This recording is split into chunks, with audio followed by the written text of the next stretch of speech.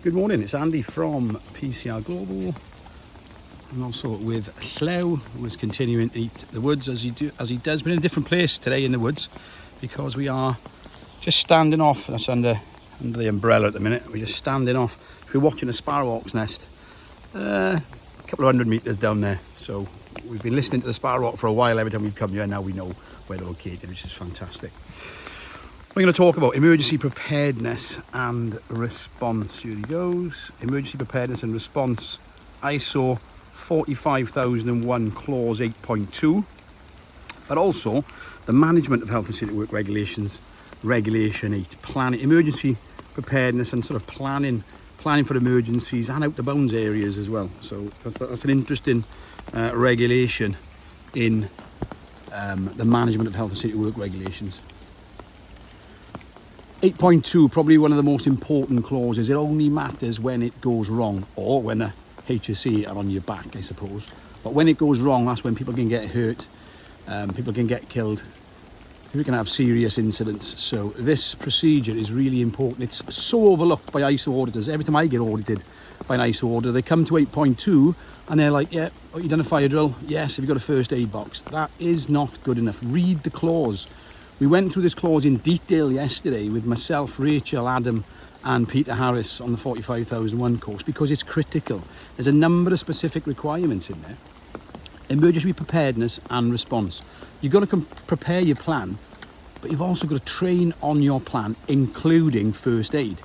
So what that means is, it doesn't mean just having a first aid box and having a first aid needs assessment that is adequate. It means training on those procedures, exercising and testing your first aid plans, not just your fire drill once a year. And that brings me on to a fantastic Welsh company called Cwm Environmental. What a fantastic company they really are. So we went in there a few months ago to do some incident investigation training with the guys.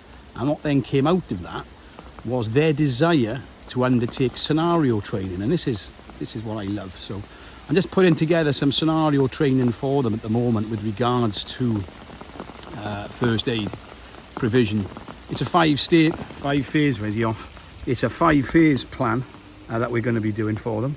But ultimately it's going to involve myself reviewing their procedures, then being off-site, then on-site, getting everybody together, walking the location where we're going to do it. Prior to this, they would have let the staff know as well that there's going to be an exercise and test, and the staff in those local areas, we're going to require those to let us know what could happen in those areas and whether they feel prepared enough. So we're going to go into the scenario training with a lot of information already, and everybody knowing what we're doing, which is what's needed.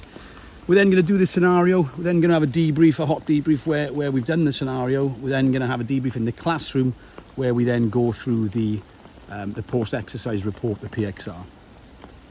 45001 requires training on first aid plans, and if you're putting a 45001 system together, you should be doing that. If you're in a 45001 auditor and you're not looking for that, then really you should, and this really is the crutch. So back to Cwm Environmental. So they want that scenario training, and then they want interview techniques as well, with regards to post-incident interview techniques or accident investigation interview techniques, which is again phenomenal. It really is sort of leadership. So that's it. Myself, Llew, under the cover of a red umbrella. I'm going to look for a green umbrella, but ultimately 45001 regulation 8.2, regulation 8 of the management of health and safety at work regulations, emergency preparedness and response, testing your plans, especially first aid, because that's what matters. And the last time you want to go into a first aid box is the first time you need it.